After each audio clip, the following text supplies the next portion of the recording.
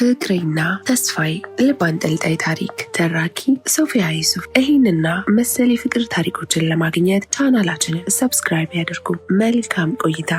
ጀንበሯ አልጠልቅም፣ አልገባም፣ አልነቃነቅም የምትል ይመስላል። ከኔ ጋር ተፋጠናል። እኔም አይኖቼን ከላይዋ ላይ አልነቀልኩም። በከፊል የመጣውን እንባዬን ለማቆም እየታገልኩኝ በሀሳብና በትዝታ እንደ ትውስታ ሙት ባህር ውስጥ ገባሁ። አስታውሳለሁ የመጀመሪያ ሰሞን ቀጠሯችን እዚህ ቦታ ስናጸድቀው ሁለታችንም ጥርስ በጥርስ ደስታችን ወሰናቶ እንደነበር አስታውሳለሁ። ቀጠሯችን እኔና እርሷ ከማጽደቃችን በፊት ትውውቃችን ትምህርት ቤት ነው፣ ሃይስኩል። ሁለታችንም ለሃይስኩል የመጀመሪያ ዓመት ተማሪ ነበርን። በትምህርት ቤቱ ሁለታችንም ታዋቂዎች ነበር። እሷ የትምህርት ቤቱ የሚዲያ አባልና በቁንጅናዋ ተማሪዎች ሁሉ በአንድ ቃል ቆንጆ ብለው የመሰከሩላት፣ ፈጣሪ በሀሳቡ ሳይሆን በእጆቹ ነው የቀረጻት ብለው ይከራከሩላታል። ለመሰረት እውነታቸውን ነው። አካሄዷ ከተረከዟ አንስቶ የእግሮቿ ጣጣል መሬቱ እንዳይጎዳ አድርጋ የምትረግጠው ይመስላል። ጣል ጣል ሽንጥና ዳሌዋ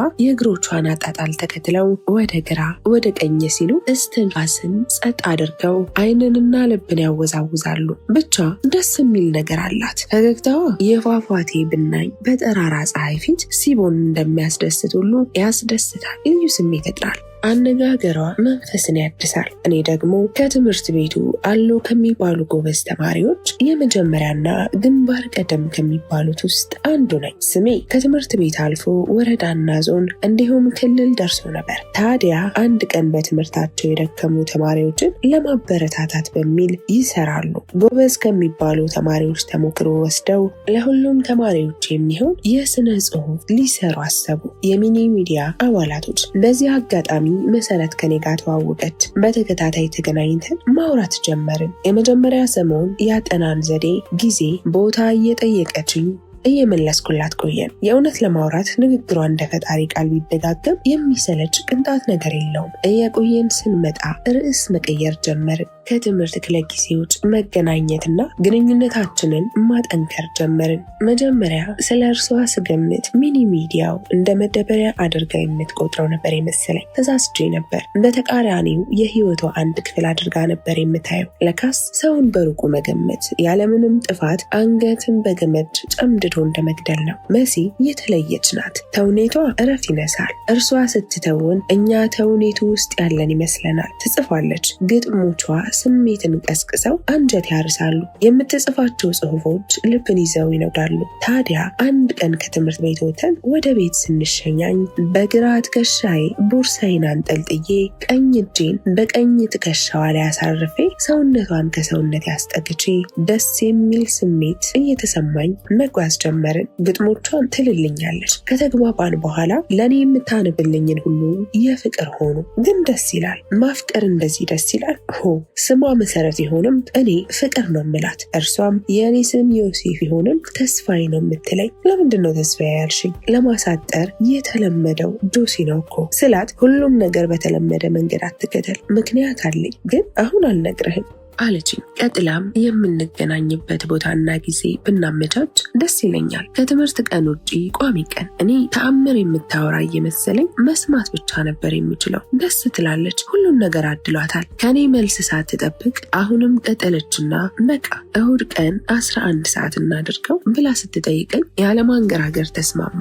ይህ አሁን ቁጭ ብዬ እርሷን የማስታውስበት ቦታ ያኔ የወሰነው ነው። ፀሐይዋ የምትዋጋና የምትሰቀ ቢሆንም እንኳን አፍጥጬ ሳያት ጨረቃ እንጂ ፀሐይ አልመስልህ አለችኝ። ለካስ አይን ውስጥ የናፍቆት እንባ፣ ልብ ውስጥ የፍቅር ስሜት ካለ የተማማሉባት ፀሐይ እሳትነቷን ትታ ብርሃኗን ብቻ ታጎላለች። ይችን ጨረቃ የመሰለች ፀሐይ ናት ኩሬ ሳያት ወደ ሌላ ትዝታ ውስጥ ዘፈቀችኝ።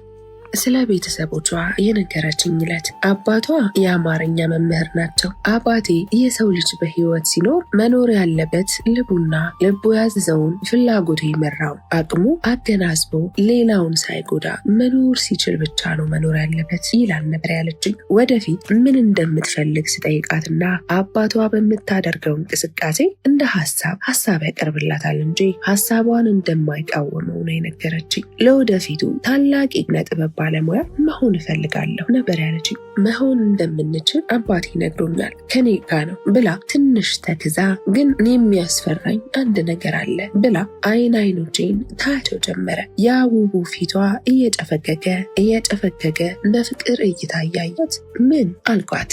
ለተወሰኑ ሰከንዶች ስታይኝ ቆይታ እናቴ ናት አለችኝ። ግራ ተጋብቼ አይኖቿን እያየሁ አልገባኝም አልኳት፣ መዳፎቿን በመዳፍ እየጨበጡ። እናቴ ከሃይማኖተኛ ቤተሰብ የተወለደች አክራሪ ሃይማኖተኛ ናት። ሁሉ ነገር እርሷ ባለችው መንገድ ማድረግ አለብኝ። ፊልም እንኳ ማየት አልችልም። የማደርጋቸው እንቅስቃሴዎች ሁሉ በእርሷ የተገደቡ ናቸው። እየተሳቀቀችና እየተንገበገበች በቃ የጻፍኳቸው ግጥሞችን ሁሉ መነባነብ እንድለማመዳ አትፈቅድልኝም። ንዴቷ እየጨመረ ፊቷ እየቀላ እንባዋ እየታገላት ማውራቷን ቀጠለች። ለንባብ ተብላ የተሰጠችኝ ትንሽዬ ክፍል ውስጥ ከምማርባቸው መጽሐፍ ውጪ ሌላ መጽሐፍ እንዳይገኝ ታደርጋለች። አባዬ ዘወትር ከእርሷ ጋር መጣላት ሆኗል ስራው። አሁን በጣም እያስፈራኝ ነው። በጣም እንባዋ መውረድ ጀመረ። ላባብላት አልቻልኩም። ስሜቷን ፈቃደኛ ሆና ልትነግረኝ ከወሰነች ወዲህ አቁሚ ልላት አልፈለኩም። ምናልባት እኮ እንባዋ ስሜቷን ይገልጽ ይሆናል፣ ደግሞም ይገልጻል። ከሁሉም በጣም ያናደደኝ ብላ በእጆቿ መዳፍ እንባዋን ጠረቅ አድርጋ አፍንጫዋን ሳብ አድርጋ እናቴም ሆና በጣም የጠላኋት መቼ እንደሆን ታውቃለህ? ንዴቷ በግልጽ ይታያል። በአይኖቼ ተረጋግተሽ ንገሪ አልኳት። ስታለቅስ ውስጥ የተላወሰ እስከ ዛሬ ድረስ አቅፊያት አቅፋኝ ስንበላ ስንጠጣ ብቻ ሁሌም ሳቅ ብቻ የማይባት ንግስት አድርጌ ነበር ማስባት። ተሳስቻለሁ ማለት ነው። ለካ ደስተኛ መሆን ማለት ያለ ለቅሶ መኖር ማለት አይደለም። ለቅሶን ከደስታ ማሳነስ ስንችል ነው ደስታ የምንለው። ብቻ ቃልም አልወጣኝም። በስስት አየኋት። አንድ ግጥም ቢሆን ጥሩ ነበር። ያ ሁሉ አጠራቅሜ የጻፍኳቸውን ጽሁፎቼን እኮ ነው አይኔ እያየ ፊት ለፊት ያቃጠለቻቸው። ለቅሶዋ ሲበዛ ጠጋ ብዬ ወደ ደረት ያስጠግቼ ያቀፏት። የልህ ለቅሶ፣ ሲቃ የበዛበት ለቅሶ፣ ትኩስ እንባ ቲሸርቴን አልፎ ሰውነቴን ሲያሞቀው ተሰማኝ። እርሷ ደረቴ ላይ ተለጥፋ፣ እኔ ደግሞ በሁለት ክንዶቼ እርሷን አቅፌ የተሰማኝ ስሜት ቢኖር ለቅሶ የሚባል ነገር አንቄው እዚሁ ብገለው ብዬ አሰብኩኝ። ከደረቴ ሳትነሳ አሁን ግን እንደዚህ ሆኜ መቀጠል አልፈልግም ብላ ከክንዶቼ ይወጣች። የራሴን እንጀራ ራሴው መጋገር አለብኝ አለችኝ በፍጥነት ከነበረችበት ከለቅሶ ሙዶታ።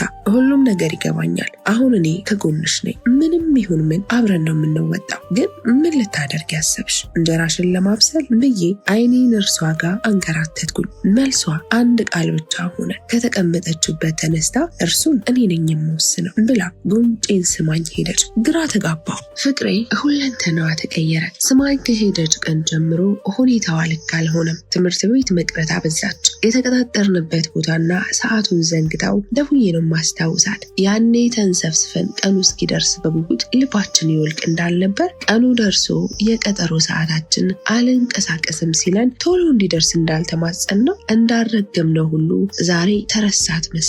ይህን እያሰላሰልኩ አይኖቼ ይቅበዘበዙ ጀምረዋል። ፀሐይዋ እየሸሸች ወደ መጥለቂያዋ ትገሰግሳለች። እኔ ደግሞ አይኖቼን አንዴ ፀሐይዋ ላይ፣ አንዴ ፍቅሬ የምትመጣበት መንገድ ላይ፣ አንዳንዴ ደግሞ ሰዓቴ ላይ 11 ሰዓት ተኩል ይላል። እንኳን 30 ደቂቃ ማርፈድ ቀርቶ ከቀጠሯችን 10 ደቂቃ ቀደም ብለን ነበር የምንገናኘው። አጠገብ ላጠገብ ቁጭ ብለን ቁልቁል ስንመለከት ሁሉም ከኛ በታች ያሉና የምንታዘባቸው ዘውድ ጫንን እስኪመስለን፣ ዓለም እኛን ያነገሰን እስኪመስለን ድረስ ደስታችን ወደርና ገደብ ያጣ ነበር። ውስጣችን አንዳች ያገናኘው ነገር አለ። ስሜታችን ተመሳሳይ ነው። ልስቅ ስዘጋጅ እሷም ትስቃለች። ቁልቁል ተመልክቼ የትምህርት ቤታችንና የመንደራችን ምድራዊ አቀማመጥ፣ የዛፎቹና የመንደሮቹ አደራደር፣ ከጎጆ ቤቶች የሚወጣው ጭስ ጉም ሆኖ ለእይታ መማረኩን በውስጤ እያየሁና እየተመሰጥኩኝ ስገረም እሷም ያንን ስሜት ታንጸባርቃለች። እንመሰጣለን። ፀሐይዋም ተራራ ውስጥ ለመሸሸግ ስታዘግም ተራራ ላይ ሆኖ ማየቱ ድንቅ እንደሆነ ሳስብ እርሷ ታስባለች። አተነፋፈሳችን በተመሳሳይ የተሞላ ነው። ሁለታችንም ተፈጥሮ ጥሩን አድንቀን ወደ ራሳችን ስንመለስ የአንዳችን ሀሳብ የአንዳችን ይሆንና በውስጣችን ለማውራት በዙሪያችን ያሉ ድንጋዮችና ዛፎች እንዳይሰሙን ከንፈሮቻችን ይፈላለጋሉ። ተራርቀው በናፍቆት እንደተገናኙ የልብ ወዳጅ ከንፈሮቻችን ይተያያሉ። በትኩስ እስትንፋስ እናወራለን። ለማንም ግልጽ ባልሆነ ቋንቋ ሰውነታችን የሚያዘው የአእምሯችን ክፍል አቅም ያንሰዋል መሰል ከማሰቦተን ስሜታችን ይነግሳል። ብቻ ደስ የሚል ጊዜያቶች እናሳልፋለን። ታዲያ ሁሉ አልፎ አሁን እንዲህ መሆኗ መላ ያጣ ነገር ሆነ። 30 ደቂቃ አርፍዳ ብትመጣም ደስ ባለኝ ነበር። ግን መምጣት ካቆመች ይህ 1 ወር ሞላት። ባለፈው ግራ ገብቶኝ ቤታቸው ድረስ ሄጄ የሚቀሩ ተማሪዎች አስመላሽ ነኝ ብዬ ለአባቷ ራሴን አስተዋወቁ። ላገኛት እችላለሁ ብዬ ስጠይቀው አባቷ ቀስ ብሎ ለጊዜው አሁን ንባብ ላይ ነኝ ብላ ክፍል ዘግታ ቁጭ ብላለች ብሎኝ እንደምንም እንዲጠራልኝ ብለምነው እሺ ብትል እጠራለህ ነበር፣ ግን ይህ ልጅን ጸባይ የማውቀው እኔ ስለሆንኩኝ አትሰማኝም አለኝ። ረገምኩት። ፀሐይዋ እየጠለቀች ልትሰናበተኝ ቻው ያለችኝ መሰለኝ። ያለ መሲ ያለ ፍቅሬ ግን አንድ ነገር አሰብኩኝ፣ ወደ ቤታቸው መሄድ። ቤታቸው እንደደረስኩኝ ልቤ ያመነታ ጀመር። ልግባ ወይስ አልግባ? ከገባሁ ምናልባት እናቷ ኖራ ከሆነ የኔ አመጣጥ ወንጀል ነው ብላ ትፈርጀዋለች፣ ያውም የክፋ ኃጢአተኛ። ፍቅሬንም ምናልባት ከዱላ አልፎ ከቤት አውጥታ ትጥላት ይሆናል ብዬ እያሰብኩ አመነታሁ። ካልገባሁ ደግሞ በናፍቆቷ ተንገብግቤ በናፍቆቷ የደማውን ልቤን ሳላክም እርሷን በመናፈቅ የሟማውን አይኔን በእርሷ ሳላራግበው ፍራቻና ስጋት ያዘለው ጉልበቴን ሳላበረታው መመለሴ ነው። ባዶ ቀፎ፣ ባዶ ሆኜ ኦና ሆኜ ግን አልቻልኩም። እየመጣው ይምጣ በሚል አንኳኳሁ። የልብ ምቴ ደግሞ ከማንኳኳው በር በላይ ጩኸቱ ይሰማኛል። በእጆቼ ይዤ ላረጋጋው ሞከርኩኝ። አተነፋፈሴ ይፈጥናል። አየሩን ወደ ውስጤ በኃይል ስቤ እተነፍሰው ጀመር። ትንሽ ለመረጋጋት ሞከርኩኝ። በሩ ተከፈተ። በድንጋጤ ወደ ኋላ ሸሸው። ብዙም እንዳልደነገጥኩ ለማስመሰል ሞከርኩኝ። አባቷ ነበር። ከትከሻው ላይ ጣል ያደረገውን ጋቢ እየቋጨ በሩን አልፎ መቋጨቱን ገታ አድርጎ ሰላም ብሎኝ እንዴት ነህ? ካልተሳሳትኩኝ ተስፋዬ ነህ አለኝ፣ ብዙም ደስታ ሳይታይበት። አዎ ነኝ እየተርበተበትኩና ምንም የምለው ነገር ስለጠፋብኝ ስላጣሁም፣ ግን በውስጤ ብዙ ነገር ማውጠንጠን ጀመርኩ። እንዴት አወቀኝ? ስለኔ ነግራው ነው? ውስጥ እሳለች ይሆን? እርሷም እኔን ለማየት ጓጉታ ይሆን? እሷስ እንደኔ እንደናፈቀችኝ እንደናፈኳት ገብቷት ይሆን? አባቷ ግን ለምን ደስተኛ አልሆነም? ወይስ እኔ እንደሆንኩ አረጋግጥልኝ ብላው ይሆን? እርሷ እየተኳኳለች ነው። እርሷ እኮ ከነኩል የተሰራች ልዩ ልዕልት ናት። መኳኳል የሌለባት እንስት ፍጡር ናት። ብቻ ብዙ ነገር እየጠበኩ ነበር ሰሞኑ ብሎ ከሀሳቤ አዋነነኝ። እየፈራሁና እየተጠራጠርኩ ምን ነው በሰላም አልኩት። ልቤ ምቱ እየጨመረ ስላንተ ብዙ ነገር ነግራኛለች መሰረት ብሎ እኔን እየተመለከተ እኔን ለማጥናት እየሞከረ ዝምታዬን አይቶ ቆይ ይዤልህ ልምጣ ብሎኝ በሩን ከፍቶ ወደ ውስጥ ገባና በሩን ዘጋ። ስጋቴ ገደባጣ። ምን እየሆነ ነው ያለው? ግራ ገባኝ፣ ጨነቀኝ። መልእክት እንዴት በሰው ትልክልኛለች?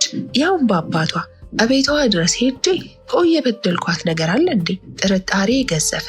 ጥያቄዎቼ የምድር አሸዋ ያህል በዙ። ያልገባኝ ነገር አለ።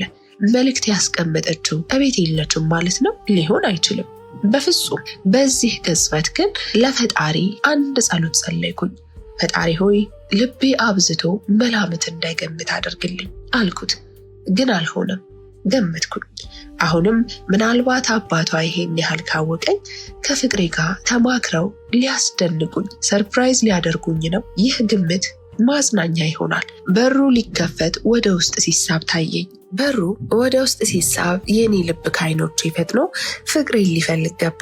የዛች ቅጽበት ብቻ ዓመታት ያለፉ መሰለኝ። ጉጉቴ፣ ጭንቀቴ፣ ናፍቆቴ በዛች ሰከንድ ፍቅሬ ሆነች። በሩ ወርወር ተደርጎ ሲከፈት አባቷ ሆነ። የተወጠረው ልቤ ስንጥር እንደነካው ፊኛ ላይገጣጠም ተበጣጠሰ። ብቻ አላውቅም። ከንቱነት ተሰማኝ። ፍቅር እንዲህ ያደርጋል እንዴ ብዬ ራሴን ታዘብኩት። አባቷ በእጁ የያዘውን የታሸገ ወረቀት አቀበለኝ። በጥድፊያ ተቀበልኩት። ቻው ሳልለው እንደ ንፉግ ሕፃን ድርሻዬን ተቀብዬ ተፈተለኩኝ። አላስቻለኝም። ደብዳቤ ነው። ወደ ቤት እየሄድኩ ከፈትኩት። ውስጡ ሌላ ፖስታ አለው። ተጨማሪ ትንሽዬ ወረቀት አለች። ጽሑፍ ያላት የኔ ውድ ተስፋ፣ አደራህን በቀጠሯችን ቀን በቀጠሮ ቦታ አንብበው፣ እተማመንብሃለሁ የምትል ጽሑፍ የያዘች። ቲሽ ብሽቀታም ነኝ። ምን አለ ቀን ብመጣ ብዬ መቆጨት ጀመርኩኝ። ምክንያቱም ዛሬ እሑድ ነው። ሰዓቱ ደግሞ 1 ሰዓት ሊሞላ ነው። ገና ሳምንት ድረስ ልጠብቅ አልችልም።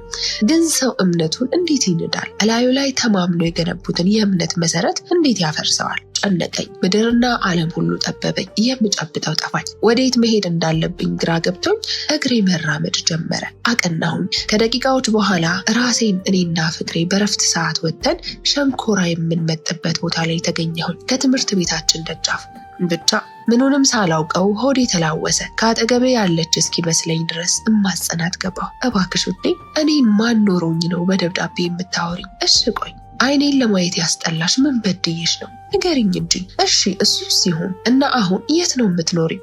ከምትቀመጥበት ድንጋይ ትይዩ አድርጌ አይኖቼ እርሷን ስለው መጨለማ ልፈልፋለሁ። እሺ ቢያንስ አናግሪኝ። ከጀርባ የሆነ የማውቀው የሚመስለኝ ድምፅ። ማን ነው በዚህ ጨለማ እዚህ የሚላፋው?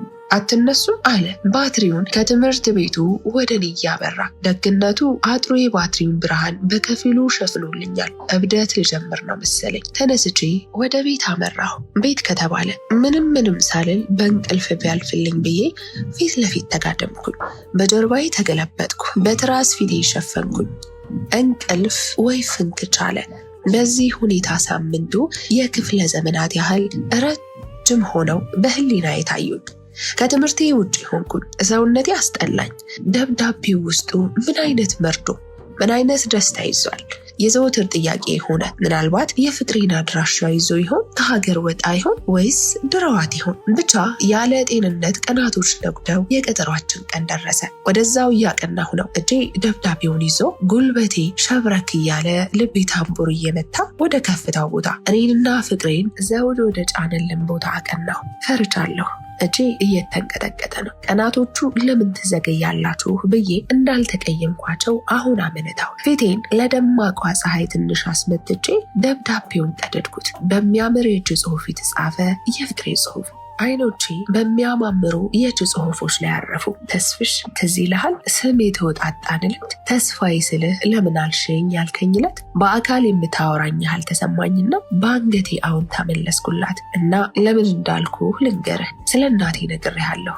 ወግ አጥባቂና እኔን እንደምታፍነኝ፣ አባቴ ደግሞ በእኔ ምክንያት ከእሷ ጋር የደመኞች ያህል ይተያያሉ ብዬህ ነበር።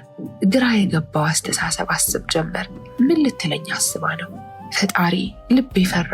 እርሷን እንዳያሳጣኝ ደጋግሜ ለፈጣሪ ከጽሑፎቹ ጋር ጸሎቴን ልከው ገባሁ። እና ፍቅሬ ዘውትር ሲጨቃጨቁ ደስታዬ ተላውሷል። በጭቅጭቃቸው ህሊናዬም እረፍት አጥቶ ነበር። ነገር ግን አንተን ካገኘሁ ወዲህ ነገሮች ተገለባበጡ። ደስተኛ መሆን ጀመርኩ። ገና ሳይህ ልቤ ደም መርጨት አቁሞ ደስታን ይረጭ ጀመር። ውስጤ በቃላቶቿ ተማረከ። የምታወራኝ ያህል እየተሰማኝ ፍቅሬን እየጨመረችው ማበቤን ቀጠልኩኝ። እና አባቴ ብቻ ነበር ከኔ ጋር የነበረው። እርሱም በእኔ ምክንያት በእናቴ ስለሚታፈን ነፃነቱን አጣ። እና በመጨረሻ ሰዓት አንተን ፈጣሪ ሲሰጠኝ ተስፋዬ በአንተ ላይ ሆነ። ወደድኩህ ከልቤ።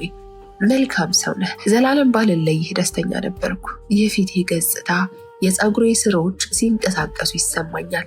ምን እያለች እንደሆነ ሳስበው ጨለምተኛ እየሆንኩኝ መሰለኝ። ግን ልጨርሰው ቀጠልኩ። ግን ውዴ ሁሌም እንደምወድህ እወቅልኝ። ለአባቴ ነፃነትና ለእኔ ለወደፊቱ ህልሜ ስል ርቄ ሄጃለሁ። ምናልባት ቦታውን እኔ ማላውቀው ይሆናል። አባቴም እንደዛው። መቼ እንደምመለስ አላውቅም። ከዓይኔ እንባ እንደሚፈስ ያወቅኩት ወረቀቱ ላይ በሚፈሰው ውሃ ነገር ብቻ ነበር። አቅሜም እየከዳኝ እንደሆነ አወቅኩኝ። ወረቀቱን መያዝ አቃተኝ። ልቤም እንደተሰበረ ያወቅኩት ማሰቢያዬ አቁሞ የደረቀ ኩበት የሆንኩ ጊዜ ነበር። እየቀለደች ይሆናል በሚል ያለኝን አቅም አሟጥጬ ወረቀቱን በእጅ ያስገባሁና በጀርባዬ ተንጋልዬ ለማንበብ ሞከርኩኝ።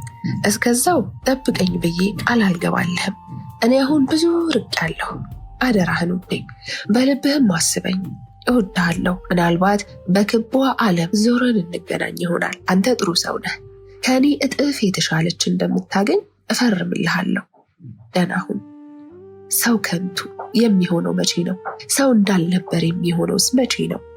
ሰው መሆኑን የሚጠላውስ መች ዕለት ነው? ተንጋልዬ እንደተኛሁ ሰማዩን የከለለችብኝን ወረቀት ከእጄ ንፋስ ነጥቆ ሄደ። የጠራው ሰማይ ባዶ ሆኖ እንዲውጠኝ ተመኘሁን። ያማል። ፀሐይ ለማየት አንገቴን ሳዞር ፀሐይዋ ቀልታለች። አስፈሪ ፀሐይ። ታዘብኳት። ድንጋዮቹንም ታዘብኳቸው። ለካ ዓለም እንዲህ ናት፣ ለመስበር ብቻ የተፈጠረች ፍጡር። ተፈጸመ። ትረካው እንዴት አያችሁት? አብራችሁ የነበርኩት ሶፊያ ዩሱፍ ነበርኩኝ። ይህንና መሰል የፍቅር ታሪኮችን ለማግኘት ቻናላችንን ሰብስክራይብ ያድርጉ። ስለምትከታተሉን ምስጋናችን ከልብ ነው።